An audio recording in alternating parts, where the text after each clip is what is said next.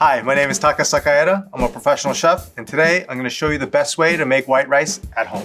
We're going to be going over techniques the pros use so you can make perfect white fluffy rice. This is White Rice 101.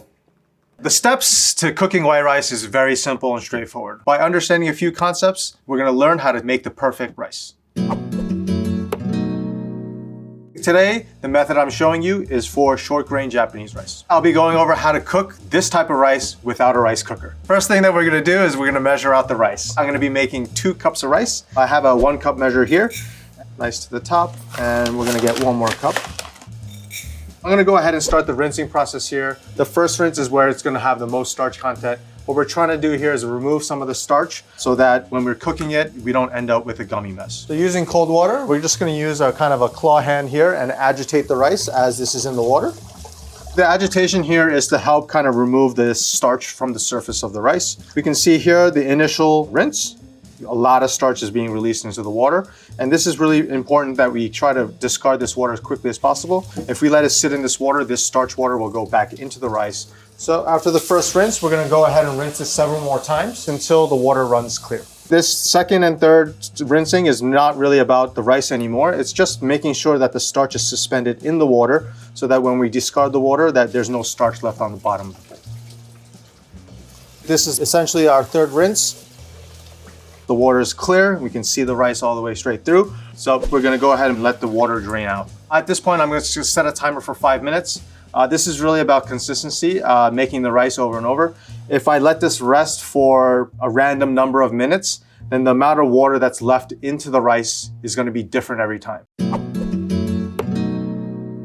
Something that I'd like to touch on and talk about is the fact that this has this emblem here that says new crop. And so this is indicating that this was recently harvested. So that means that generally speaking, there's gonna be more water content in those grains of rice. All the rice is harvested one time of the year. And so throughout the year, that rice is sitting and is drying over time. Different brands will have slightly different water content and moisture. And also even the difference between a short grain and medium grain will change drastically in terms of how much water you will need. This is why cooking rice is a science and you're gonna have to experiment in order to get it perfect for you. So if you're gonna start experimenting making rice in a pot at home, please try to stick with one company, one rice varietal, making sure that all the variables are the same. So all we're concerned about is how much water we're putting into the pot. Generally, if you've never cooked rice before, a good place to start is 1 part of dry rice to 1.2 parts of water. Also, depending on the volume of rice that you're cooking, the ratio will actually change and fluctuate as well. And so if we're cooking a small batch of rice, you actually need more water. Today we're doing 2 cups. Let's say now taking that, and if you're doing 10 cups of rice, the ratio is actually getting closer and closer to 1 to 1 as you increase your volume of rice. I have a 3-quart saucepan here, which is a decent size for cooking this amount of rice. So here I have the 2 cups of dry rice going into the pot. And so once this goes into the pot, I want to make sure that this is nice and level, because once I put the water in here, I no longer want to agitate this rice. This is really important. We're trying to make sure that the starch stays on the rice and doesn't come into the water. I have here 2 1/4 cups of water, which I'll be gently pouring over the rice here. Where I did pour, I just want to refill that gap so that the rice is sitting nice and evenly. If you don't even it out, we will have different spots where there'll be, no rice cooking, and so it'll be very uneven in those sections. So we have it on high heat here, so we're trying to bring it to a boil as fast as we can. And then we're gonna throw the lid on there, bring it down to a simmer so we can trap the steam. We have the rice now simmering. Our timer is set at 18 minutes. And the most important thing during this process is not to take off the lid. If you do lift the lid, all the steam is gonna be released, and that is the moisture we need to cook the rice throughout. Having a glass lid does help so we can see what's going on inside, and making sure that we do see some bubbling and that there is steam that is moving around.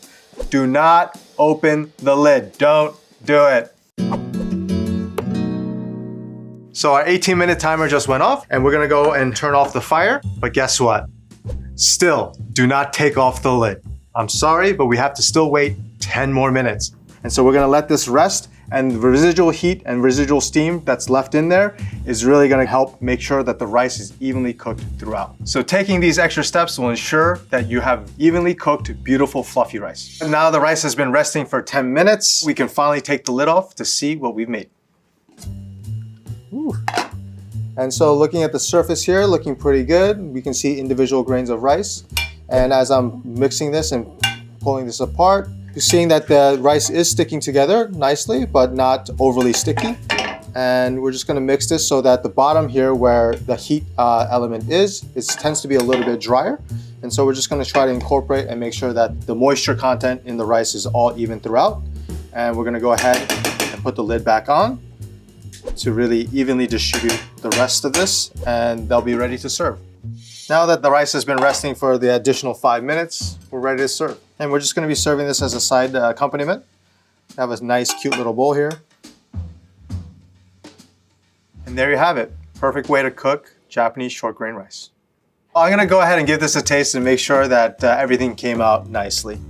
So just looking at this, again, looking at the individual grains, looks great. It has a nice firmness, but center is still cooked through.